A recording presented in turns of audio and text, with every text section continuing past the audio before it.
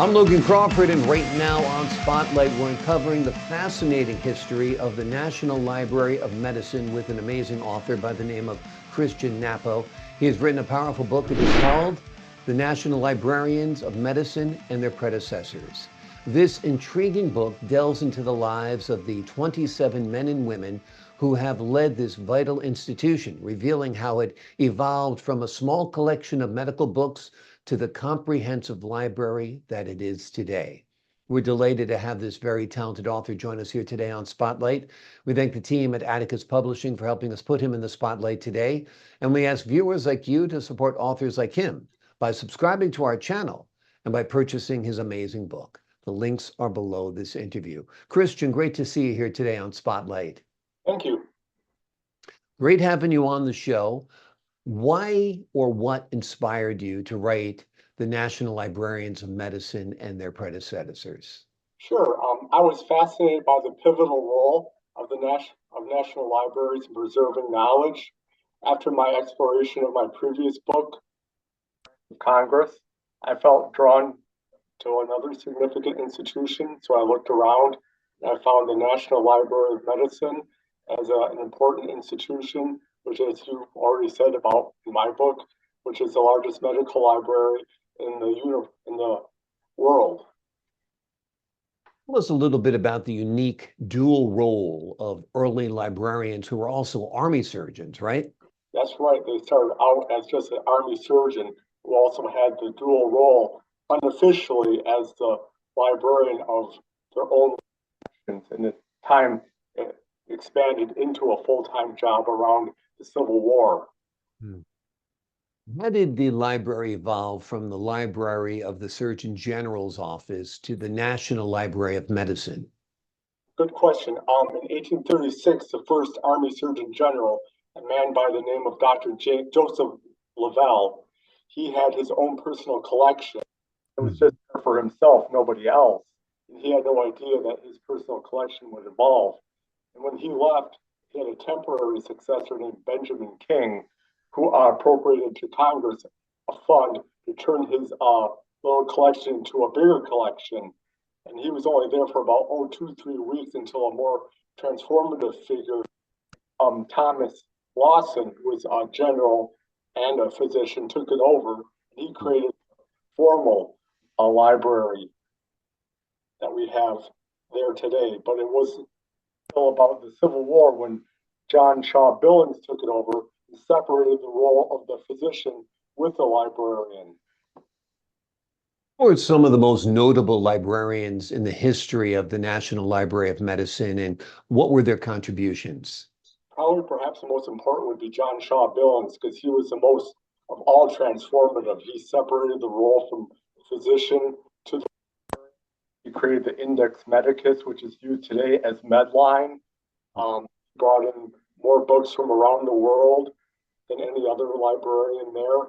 He pretty much set the stage for what is today the precursor of the National Library of Medicine. Another one would probably be Frank Bradway Rogers, who came to the Korean War around circa 1956. He was the first one there to become the first official National Librarian of Medicine when it was transformed from just the Army Medical Library into what is today now the formal National Library of Medicine, because Congress decided, well, this is an important institution, more broader, not just for military use, but also for civilian use too, and for government use. When you were doing your research, were there any surprising facts or stories that you uncovered? Oh yes, one surprising fact is what something a lot of people don't know was Walter Reed was also a brief time there for a lot. The guy who worked on the yellow fever outbreak in Cuba. He was one of the librarians there just for a few months. A lot of people don't know that he was also a librarian, which was also interesting for me to know. And I think a lot of librarians would like to know that. Yeah, absolutely, absolutely. Tell us a little bit about your writing career. This is not your first book, correct? My first book was about the Librarians of Congress, about the 13 people and one woman who administered the Library of Congress. That was my first book because I'm into library history. I followed that up with a book about presidential libraries and museums. Mm. Then after that, I wrote a book, kind of a collected by 60 notable librarians in history from around the world. And after that one, I wrote the one that's about to come out in a few days, the National Libraries of Medicine and their predecessors. Amazing, amazing. Do you have another book in store that you're going to write after the release of this one? Well, I hope to. I just haven't really decided on one yet. What it will be yet? Gotcha, gotcha. Yes. Tell us a little bit about your career in education. Oh, I just teach in high school, pretty Mm. much, in the high school level. Before that, I just not too much else. It's pretty much been working there for the past 20 years. Yeah. What subject do you teach in high school? I teach credit recovery courses for students who have failed and need to make up coursework so they Mhm. don't flunk out and so they can graduate. So that's what I do. Gotcha. Good work keeping kids on the straight and narrow, getting them that college, Yes, high school degree. It's very, very important. very important. Why have you decided to focus on libraries? Why did that intrigue you? Well, because I have two degrees, one in history and one in library science. So I Hmm. kind of put the two together and started writing books about them. How I decided it. Absolutely. Do you feel this most recent book would make like a good documentary? I mean, there's so many interesting characters and stories behind it, right? Oh yeah, I possibly could. I think a lot of the stories out there that people don't know about could make a good documentary about the National Library of Medicine, especially the ones during the Civil War that people don't know about. Mm. Could be a good documentary series, yes. Tell us a little bit about the research for this book. How did you go about that? The research wasn't too bad. There was a book written in 1983 by Wyndham Miles. He kind of covered a lot of the librarians up to about 1983. I just did further research on them and used that and wrote my book. Then the ones after 1983, I researched them and used that information and combined it all together into my book. Wonderful, wonderful. And have you visited the National Library of Medicine? Is that something that's open to the public that anyone could visit if they chose? No, you have to make an appointment, and it's been Mm. kind of under renovation, so you have to make special appointments. Also, coming off the COVID, it's been hard to get into. Kind of slowed for them to reopen after COVID, considering it Yeah, was 4 years COVID. ago, but that's our federal government for us. Yeah. That's for sure.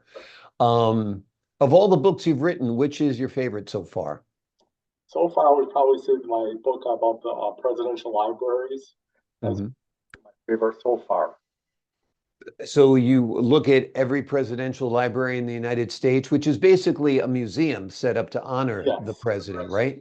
Yeah, there's two types of presidential libraries. There's ones that are administered by the federal library or the federal government, I should say, and ones that are just independent ones set up by some private organization. We got two types. Amazing. I mean, which is your favorite presidential library? Did you visit any of those? Yes, I visited the George W. Bush one in Dallas, and I also visited the Jimmy Carter one in Atlanta. Amazing. I think the one in California is pretty impressive too, that honors Ronald Reagan, right? Yes, it has its Yeah. own 740 plane of Air Yeah. Force One in there. Exactly, exactly. And Barack Obama hasn't had his library completed yet, correct?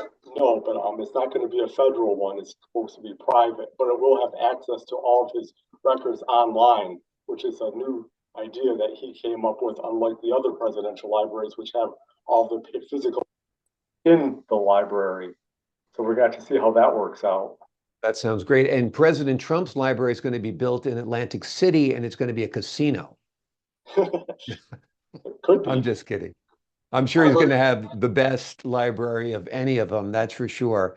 That's quite a monument, though. You serve your four yeah, years in government or 8 years in government, whatever it is, and then you have this living tribute. right. I have never visited a presidential library, but I'd love to see the one in Boston for John F. Kennedy. Yes. I would love to see Reagan's library, of course, out west. So it's an intriguing part of history, that's for sure, where you can actually kind of experience it firsthand because there's often recreations of the Oval Office and so forth, right? Been in some of them, yes. Two of them. Wonderful, wonderful. Well, this book you've written is absolutely fascinating. It's called The National Librarians of Medicine and Their Predecessors. It's an Right. intriguing book that dives into the lives of the 27 men and women who have led this vital institution. And the book reveals how it evolved from a small collection of medical books to the comprehensive library that we know today. It's a great read, it's an informative read, and it is highly recommended. Yeah. Christian, thank you so much for joining us here today on Spotlight. Oh, you're welcome. Anytime. I appreciate your time. To the folks at home, I'm Logan Crawford, thanking you for your time this time. Until next time on Spotlight.